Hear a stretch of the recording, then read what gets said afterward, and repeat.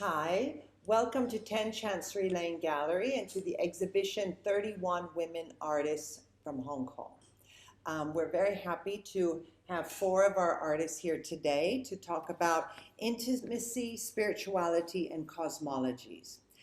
This exhibition was inspired by Peggy Guggenheim's exhibition in 1943 that showed some of the most amazing women artists of that era, and we wanted to repeat it here and show you some of the most amazing women artists of Hong Kong.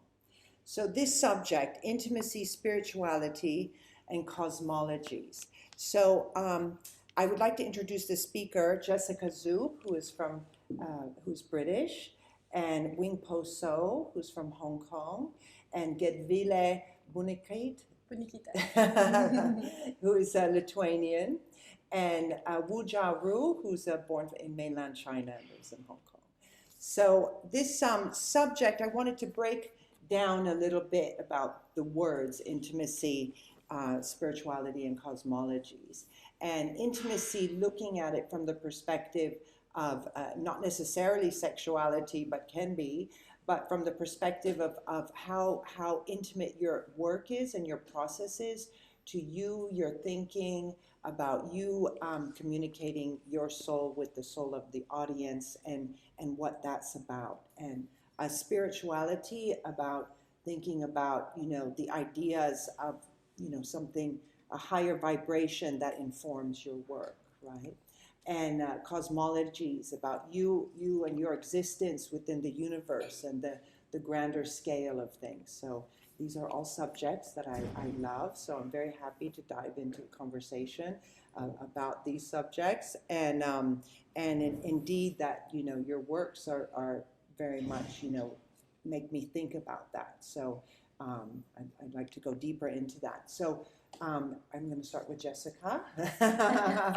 So, and Jessica, who's, I've spent time with, discussing your works with you and your process, and that you do have a spiritual practice of meditation, and I wanted to ask you about how that relates to your work and if it does at all. It does completely. Yeah, it's. I think when you paint from a very deep place within yourself, which is what I've always done, then the more you delve into other realms or other realities, or the thought that we are not simply blood and bone. I don't believe that we are simply blood and bone. I believe that there are energies and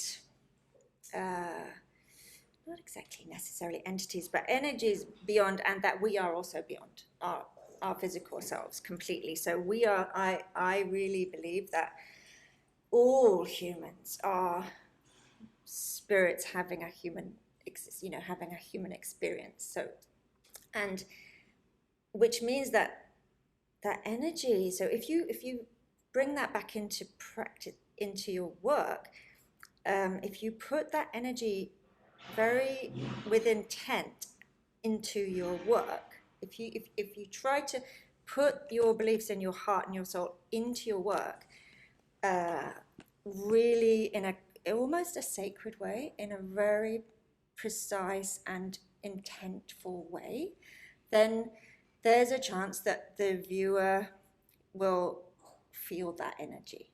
And that, I suppose, is the intimate connection. And that's the gift that we have as an artist, is the ability to communicate, and it's beyond time. Artists, the wonderful thing is that artists hundreds of years ago still can communicate immediately to people now. You look at it and you feel their energy. And what an extraordinary gift to have that. And so I believe more and more that what you put out into the world sends out ripples, and the energy that you put out sends out ripples. And so we need to walk consciously. We need to tread carefully. That's the beginning. Thank you. At Wing Poso, do you have anything in the same kind of question about your work and how you're responding to something deeper?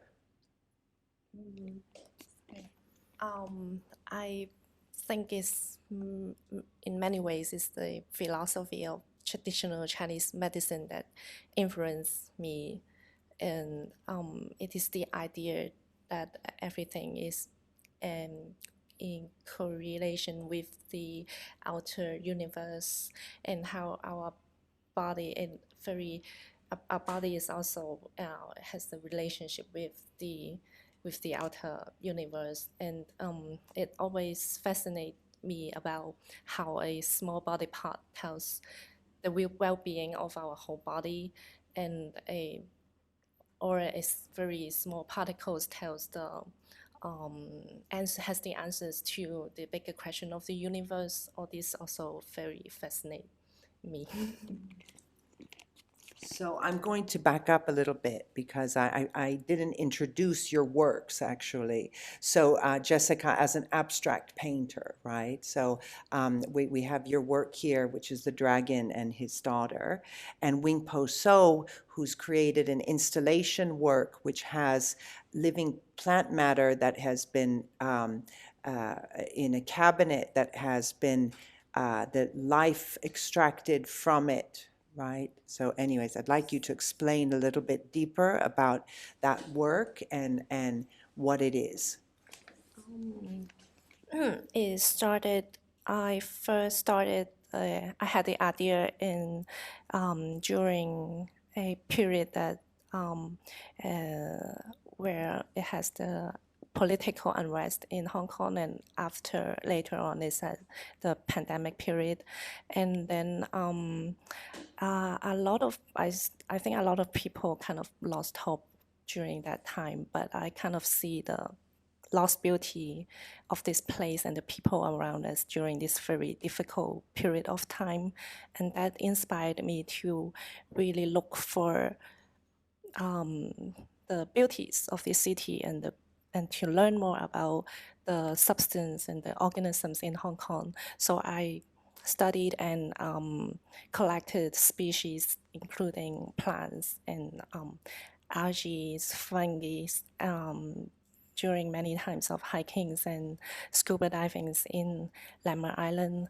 And then I did a process called decellularization. It's a process that extract the living cells in the organism, and what remains are the tissues and fibers and the 3D matrix. Again, it's like an extracellular matrix of 3D structure of the organisms.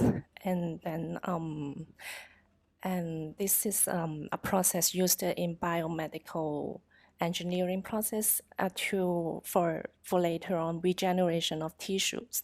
So I see that the cabinet, the artwork itself, is like a portal to enter a parallel space where we can reimagine the things, the relationship between us and the nature and the things around us and the beauties of this city in general. So Gedvile, I mean, your work is definitely about cosmologies, and you talk about your practice aims towards a singular goal, awakening to new ways of living in compassion with ourselves and the universe. And you have said that the intent behind each of your artworks is to serve as catalysts for healing and remembrance. And you've shared that your geometric shapes are a visual mantra and prayer. So I'd like you to tell us more about that, and if please. Sure. So I can. So yeah, for me, it's definitely all of the subjects: cosmology, intimacy, and spirituality. It's like the pillars of what I do. So yeah, when I saw the topic, I was like, yay! This is exactly what I want to talk about. Then I talk about my work, and then I talk about the process of making work. And intimacy for me, first of all, is intimacy with yourself, and that intimacy with yourself leads to intimacy with the universe, and that leads to intimacy with the spirit. And in the process of, for me, color and shape, it's, Jessica was kind of talking about entities. For me, it's an entity in itself. It's an aliveness in itself, in the color and in the shapes, that gives us information. It's like gives us portals to this higher knowledge, to yourself, to the universe, and to the spirit. And ultimately, it's all that same. It's one. We all ultimately one. But finding that connection, finding that path there, which we can't think ourselves to it. We have to experience and feel our way to it. And the work that speaks to me and the work that I want to make is the work that really ignites that curiosity and kind of leads us to that place of internal intimacy, of getting to know yourself, and then expands your capacity to hold everything, to hold the universe at the same time. Through many wisdom, spiritual teachings, we always learn that the microcosm, that everything is inside, or even Chinese medicine, or anything that kind of to do with harmony of health, self, nature. We always learn that the microcosm is always in correspondence to a macrocosm. So for me, also drawing my shapes, drawing little dots, and then coming out into these big cosmological, celestial subjects and objects like suns and moons, and but it comes from this little dot, it comes from this little line and a movement and a energy portal that becomes ultimately the whole universe.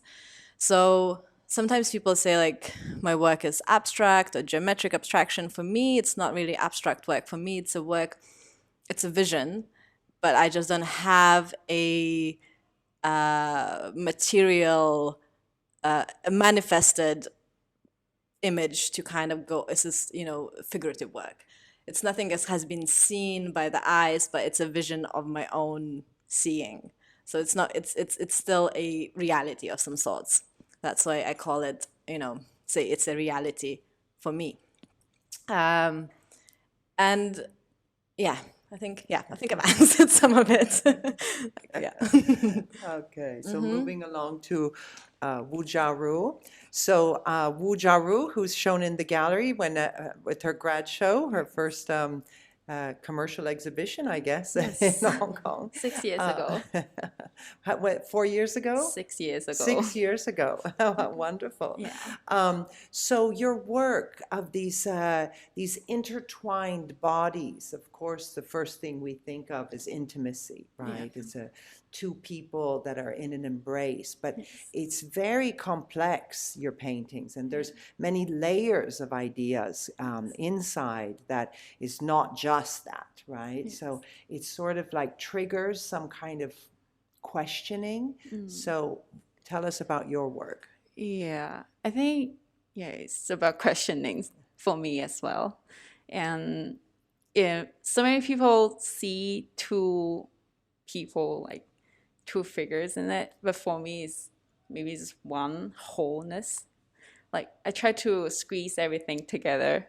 Normally, I don't know why, it's just like muscle memory, or maybe it's about my culture or my history, And I also like when people introduce me, they always say, I was raised in mainland China. I think it's a big part of my history.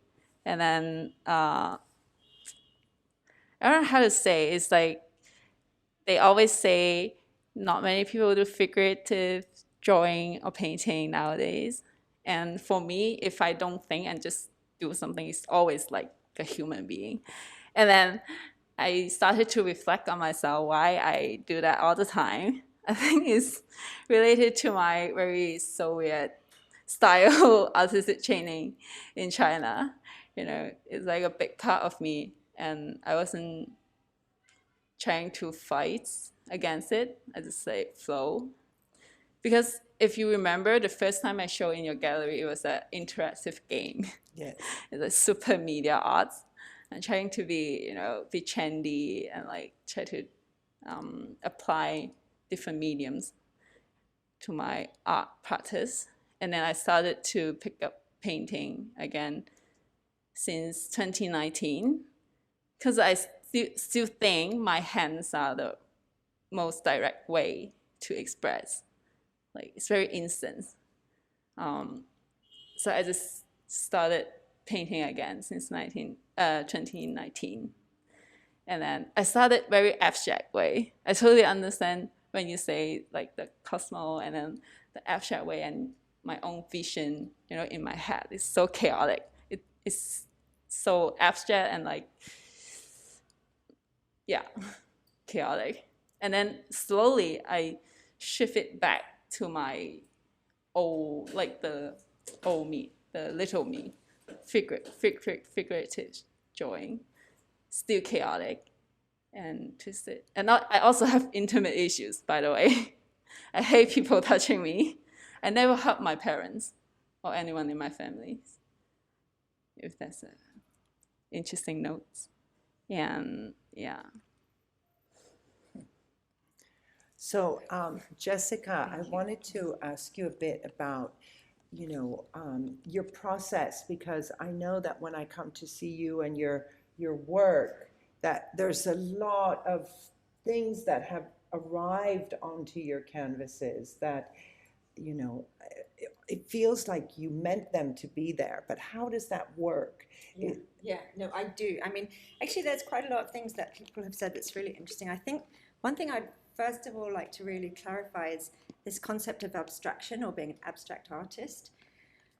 Personally, I would not call myself an abstract artist at all, because I don't feel that my work is an abstraction of anything. It is more an evocation. Like, I would call my work evocative, because for me, I'm evoking memories, places, emotions within the viewer, and I'm asking the viewer to gaze into them almost in a meditative way, to offer them possibilities. So rather than being prescriptive or being anti-matter, like if this isn't a painting about anything, this is a painting about paint, which I would think is more an abstract concept. Mine is very deeply embedded in the world of nature, the beauty of the planet, trying to reflect back so that you do feel a connection with reality. So it's not, to me, I'm often described as an abstract artist, but it's important to me, I would say I'm an evocative artist. And I think there's a new movement, and I think there's a new name. It's a new movement in art, and it's like, we can birth it right now. That's where I stand. And in terms of my process, it's very long, as you know. I mean, some of my works take 10 years or more, and it's a push and pull with the piece of art. So it's layering and layering and building and pushing back and building and pushing back. And it's a searching for what is the truth within that painting. It's guided by that interaction with the painting. So people say, how do you know when it's finished? And it's like when it stops talking to me. And it's not that it's talking to me in words, not like a lunatic having like my painting speak to me. But when you say, for example, you tidy a room and something's not right, and if you care about things being tidy, you always know, oh, that shoe's in the wrong place, and it just bugs you if you're that kind of person. But when you look at a painting and it's not quite right, or when I look at my work and it's not quite right, the bit that's not right, it bugs me. In other words, it's kind of communicating with me that it's not right. And because I want a wholeness to the piece, I don't want to just like patch out one bit, because that just feels like you're just kind of eradicating something that's not right. Then I have to be incredibly brave and almost lose the whole of what is there because something wasn't right within it. So it's almost like an obliteration. So you'll have maybe 40 different paintings on one canvas layered up, because I keep pushing towards something that when I know it's right, and I can't explain how I know when it's right, I just know when it's right. Because it's quiet, it's calm, it's there, it's in the room with me, and it's not yelling at me, and it's not talking. It's like, it's just right, it has a rightness. And then, as I start to look more into it and talk to people more into it, more and more what is the meaning of that painting comes out.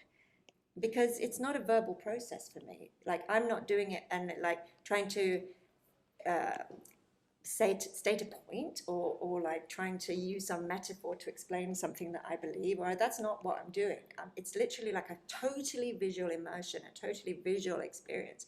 But the truths that are in my heart that I'm very fascinated with and very occupied with emerge out of that.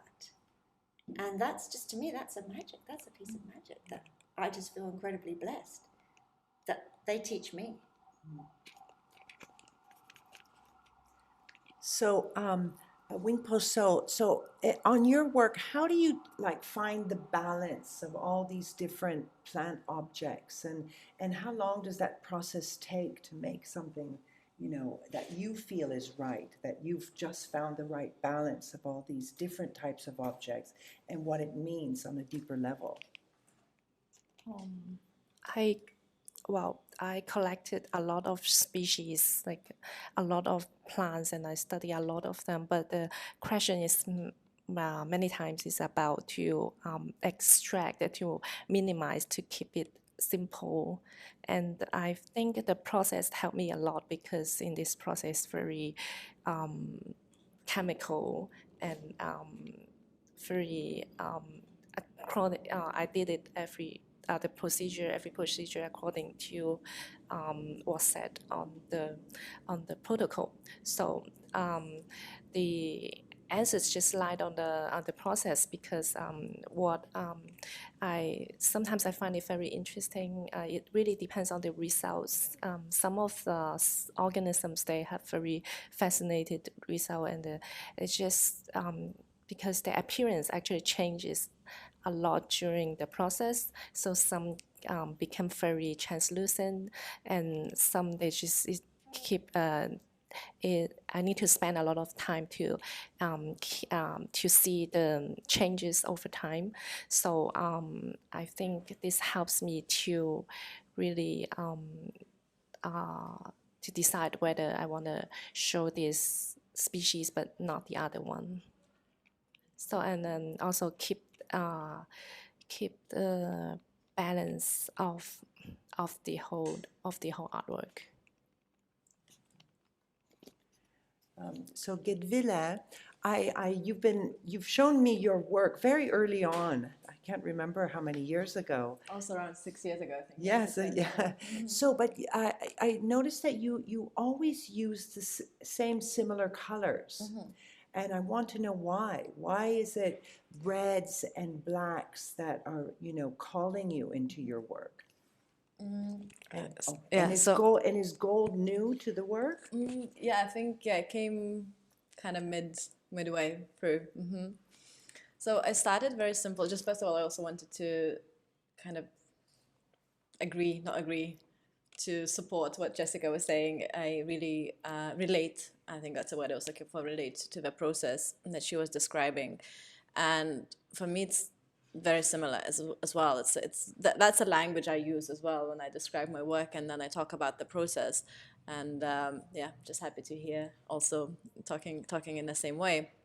Talking about colors and shapes, so I started with this basic palette. I really wanted something very simple, like a couple of ingredients that I could then, by repetition, by experimentation, just doing the same thing over and over, to see the essence of what it is, the depth of what it is, rather than kind of variety and the horizon of it. So I wanted to go deep into the subject and into the shapes and what Jessica was saying, what can that teach me? So I started very intuitively as well. It's for me, it's talking, you know, my way. I relate more what Jessica was saying, and more, you know, from my own spiritual practices or travels. It's more the language is almost more like a shamanic language, the more monk-like language. You know, the essence is not so much cognitive, it's much more of experiential, it's spiritual, it's expansive, and talking and working with energies and movement and the subtle realms of things rather than ideas and thoughts and kind of that more gross level of existence and reality. So for me, I started very intuitively using red and blue because I always was interested in the cusp of the immaterial meets material and the physical world meets spirit world. So for me, how to talk about something that doesn't have an image anymore, something that doesn't have a form anymore, the way we understand. So I needed to create my own language and my own tools and my own alphabet to explore that. So the blue and the red were my two primary colors. I would say that came as like, this is what's going to frame all my work. And then later I was reading some books, and actually in physics, it's the red and the kind of indigo, blue, purplish, is where the wavelength, the color that we can see, it starts and ends. So that's the world as we know it, as we see it, is literally framed by those two colors, by blue and red. So for me, it was like a very kind of poetic way of like, okay, these are the physical, tangible things, the tangible colors that we see. There's everything in between, but what I'm interested in is the things that are outside of those two colors. And that's what I needed, different shapes and forms and colors to represent that. And then I use the black and the white, so the fullness and the void, the yin yang, kind of a negative, the space, and the masculine, the feminine, the fullness, the emptiness, to represent the rest of space, the universe. And gold, it's for me, it's a spiritual color, it's a spiritual element. So the highest alchemical endeavor is to turn things into gold. This is the highest level of spirituality. This is the highest level of your soul, of your energy, to come into this gold, into this light, into enlightenment. And then using these simple but huge, vast principles, I'm always kind of putting them as a puzzle, teaching myself about it. So the work that I do as well is a lot of times I don't understand it, and then also work on a work for many years, sometimes for months, and coming back, also working on top of it. Sometimes it comes very fast and it's done. But then the meaning of it, it's teaching me. It's teaching me how the subtle realms, how they work, how they exist, how they move, how things come into existence, how things from immaterial come into material world. How it comes. So I always have, these kind of gestural signature sort of shapes around it, and then it comes into something more familiar, like maybe an image of a plant, a mountain, or something like that. So for me, it's always it's a teaching, it's a wisdom of something becoming nothing and nothing becoming something again. And that's like the magic, the process of it, the awe, the humbleness that it teaches me every time. Because I feel like we spend so much of our existence as society in this ego, in this kind of superiority, or this sense of grandeur that we're so big, we're so clever, and then you kind of turn that scale around. You see how small we are, how little we are, how big the universe, how intelligent the universe is, and how we just learning, how slowly we're learning and discovering things along the way.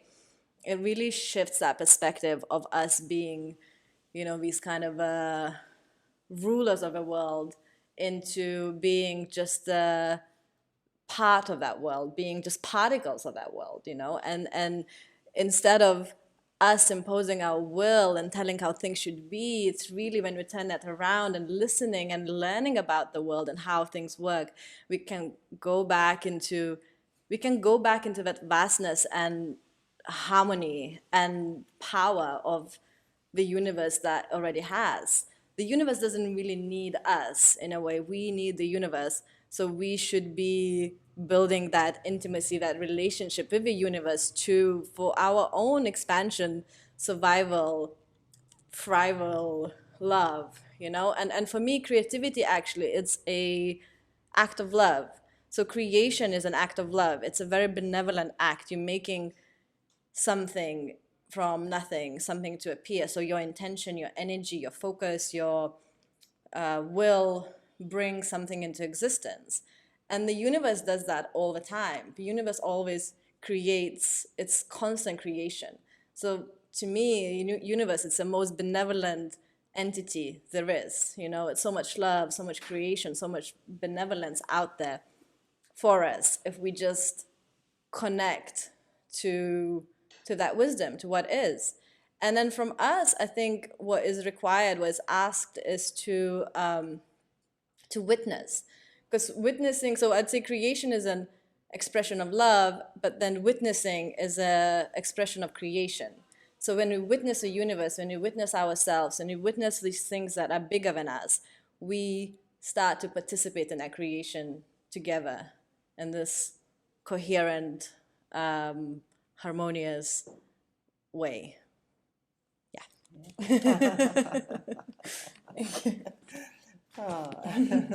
So Jiaru, when she brought up the idea of the masculine and the feminine, and you were talking about your work being one whole, but at the same time, it is a yin and a yang, right? So that we feel this layering of maybe different entities to make this whole.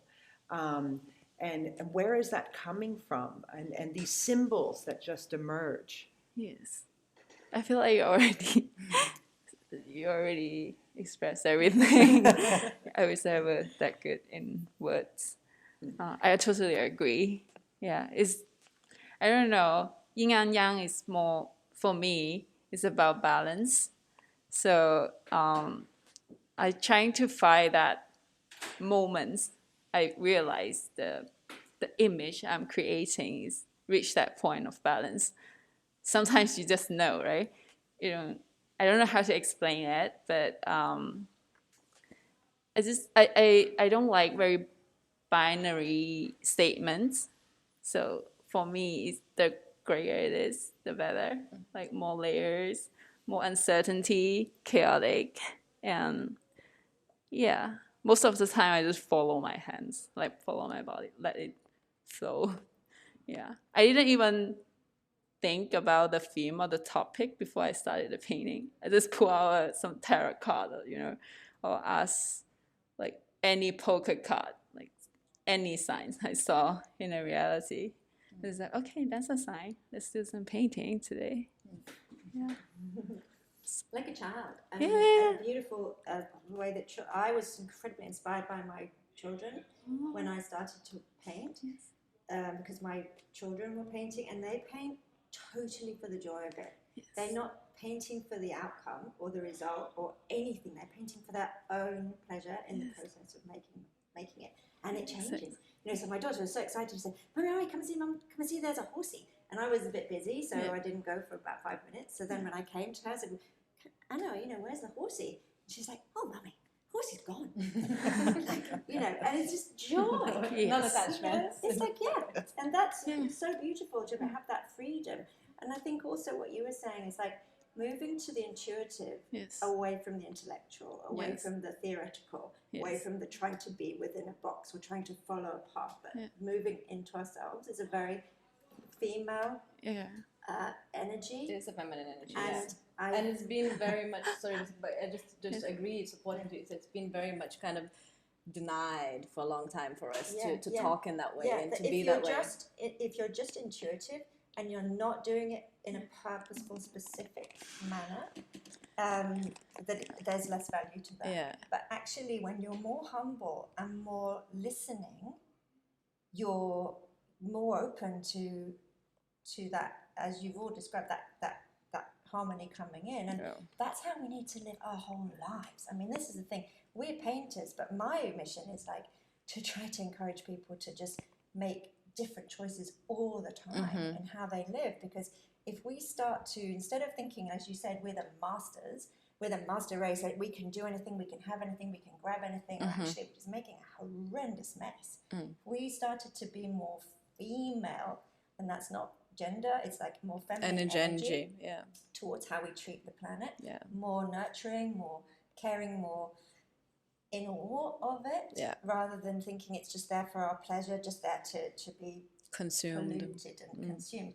Yeah, then all of that, so that same thing, it's the big and the small, exactly the same on the same thing, is that the tiny intention can have a huge effect. And if all of us make tiny different changes, we can have a huge effect. So it's reflected, and it's coming more and more in people's awareness and people's awakening and how they eat and how they exercise, and people are changing the way that they work, and we're very lucky in that we can do it through our painting, through our art. But that, I think, is the most incredibly important thing to say. It's like there's just a huge shift. It is the sense of acceptance for me as well, and the sense of freedom and the sense of acceptance. And because yes, as I was growing up, and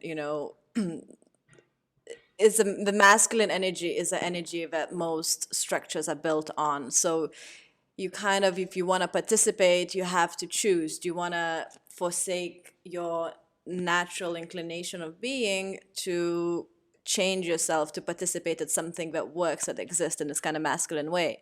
And I think we're so lucky that being on this cusp of this change and being, an exhibit, Katie leading the way. To listen to us and honor and give us an opportunity. Exactly, because a lot of times it's like, no, talk like a man, be like a man, not like you're not like a man as the man as the masculine energy, which is linear, which is goal oriented, which is logical. It's a certain rhetoric that it's very different. Art is a business. I mean, this is the thing. Yeah. The art world, the bigger art world, is a multi-billion-pound business, and it's a business of just shifting money around the planet.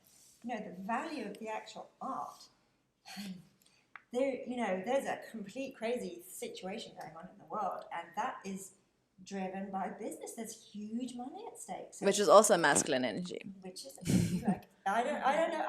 I don't want to be specific, but I just think that there's a shift coming, which is about valuing something intrinsically for itself. I think we accepting and we start valuing this softness in things, because we, nobody's really happy, nobody's really enjoy, and that nurtured, the souls are crying for something more. And I think I think we all reaching for words here because we rightly so chose mediums that don't require words, and we're like, okay, I'm better at expressing it through my work. But I think it is a kind of benefit in trying and bridge that gap and communicate to people who, reach a kind of cognitive and then hopefully connect to the heart, and then find that more the container that is safe for this feminine energy to be a little bit softer, a bit more expansive, a bit more, you saying chaotic is also very feminine. It's feminine nature. It's earth. It's ephemeral, or it's suggestive, or it's giving opportunity rather than prescriptive. So and it's worlds. You're creating worlds. The feminine energy, the Shakti, the woman creates world, creates children, creates earth. Everything comes from this chaos into this singular point of focus, and it becomes something very real. Either it becomes a paint, that kind of painting, or that kind of painting, or that kind of painting. So the creative energy is feminine energy, but we kind of tried to, try to do something else with it. But I'm glad we just have this freedom to be ourselves now. We didn't. We didn't. We didn't. I have to say, I never did that. But yeah, it's great to see other people also, finding their own way. So, Wingpo So, your family comes from a tradition of Chinese medicine for generations, yes? Yeah. And so that, traditional Chinese medicine is guided by cosmology and the heaven and earth, and it goes back also to the yin and yang. So how does this inform your work? and your energy as a feminine female artist. Yes, I'm listening to your very spiritual and all this yin and yang, even though my background is all about the Chinese medicine is all about that, but I start to think I'm not as spiritual as the other artists. But I think the more intimate part, even though my work, I always describe them as very fragile and it has the healing properties. But I think the most intimate or the most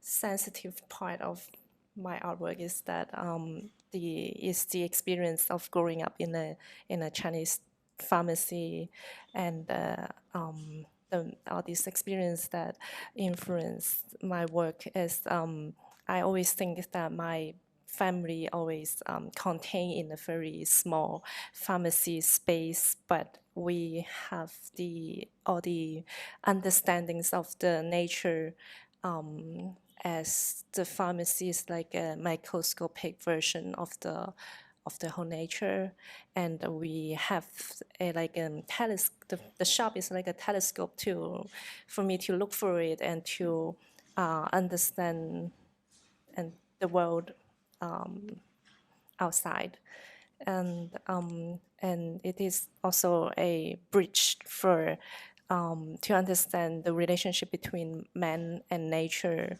and the relationship between microcosm and macrocosm, and to really it's about how human beings are being play a very small role in the whole universe. I think that's kind of echo with what you were saying before. Also. So I wanted to go into detail about your dragon and the daughter, because this painting has one side that is again I'm coming back also to the yin and the yang. Yeah, no, it's so interesting. So in Western culture, obviously, you want us to speed No, up? go ahead. Okay.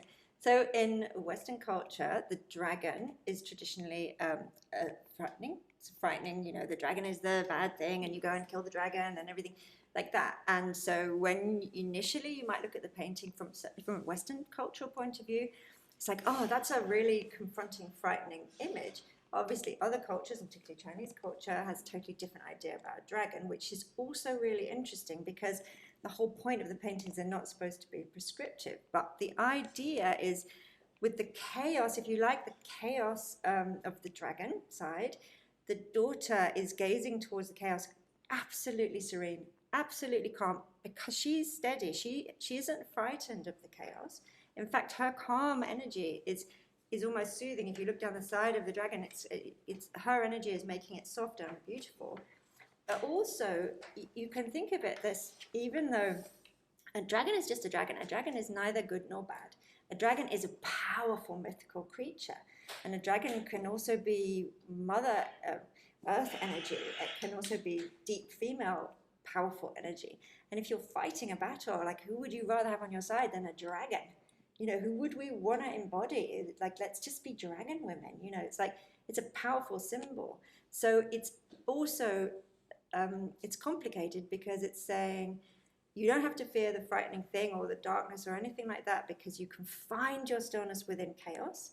Because if you do find your stillness within chaos, you get your power back. You don't get triggered by things that life throws at you. Like, life throws chaos at everybody, and you either have tools or not to try and cope with that storm or that, you know, what's happening. So that's one part of it. But then the other part of it is also, don't just take things at face value. So don't just judge a dragon and immediately say it's evil. You've got to look beyond that and think what actually is the deeper meaning. So yeah, it's a very, very personal painting.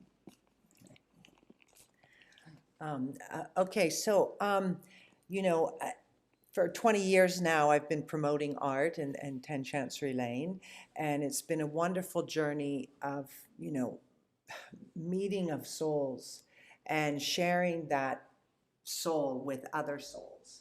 And it's always about that relationship of sharing, right? And really connecting that idea together, and it can be very intellectual, it can be very personal, it can be very spontaneous. So that's your audience. But do you, as an artist, I'm asking all of you, do you, as an artist, Wu Jiaru first, eh, is it only about you and your creation and giving, what happens to the world, or are you thinking about that connection to greater humanity? You mean to the audience or? In terms of like when you're making your artwork. I think it's just about me and my creation. Yeah. But I also think also everyone, you know. Yeah. I mean, I never think about what the audience would look at my work. I'm very introvert. I just stay in the room and then like make my own stuff. And then when it's out, I'm also happy to see if anyone's resonate with it. Yeah. I guess. Yes. I love humanity. I always care about humanity. Yeah. I think I transfer most of my emotion or my caring into like from external into internal, and then I transform them into my work. Something like that. That makes sense. Thank you. Yeah, I think I agree also. I think, but also with any relationship, I think any partnership, if you come into that relationship by trying to be somebody for that person, it's not going to be a great relationship because they're never going to see you. And you're also going to miss out on the opportunity to discover yourself, who you can be in that relationship. So I think if we already put ourselves in a big disadvantage, if we like I want to be like this and I want to be seen like this, and it's a very unkind way to be, because we're learning about ourselves every day, every minute, every second, and we learn about ourselves also through perception of others, how they can see us and what they can see in us, and sometimes they see things in us where we don't think we have or we don't believe we have, and then they see that part in you and you're like, okay, and then you let that thing grow. So I think for me, the work is the same. I also just go and it's just me. It's about me. It's my connection and my time to explore myself. But then hopefully, then it's out in the world, in a gallery, in a conversation. Then it's an authentic, a more authentic showing up. Then it's like, okay, I'm discovering myself. Let's, I don't know, in this container, look at what it is and what relationship we can have together. It's a kind of co-creation in a moment, rather than try. I think, if it's like, and about humanity, it's the same as what Jessica kind of started as well. If we're just making those little gestures, little movements inside ourselves and bringing that energy forward, we cannot take so much credit that, I'm going to change humanity. It's like Alan Watts says, it's road to hell is paved with good intentions. It's what he means. It's like, I think it's that when we have this prescribed way, I'm going to do something, you taking out an opportunity for things just to exist. You putting on this egoic way of control and wanting certain outcome. But if you come in a more humble way, a more open way, you can discover much more about yourself. You can discover things about the moment, and you can discover about each other, which I think is a more kind way to be and exist. And I think the artwork needs the same the same kind of handling, so you make it and then like, let's all learn about it together. Yeah. Well, I think art making is very, very personal, but at the same time, it's like connecting all these dots of multiple languages and knowledges. So it's like making constellations in the sky, and it's like for me, I want to to able to speak about the work and to communicate is like having a connections and to for conversations, and also at the same time I hope the people can like open up. It's not just the people, but it also making or what helps me to open up my sensibility, my observations, and imaginations towards things around us, which is also the origins of traditional Chinese medicine in general. Thanks. Goodness. Okay, so I think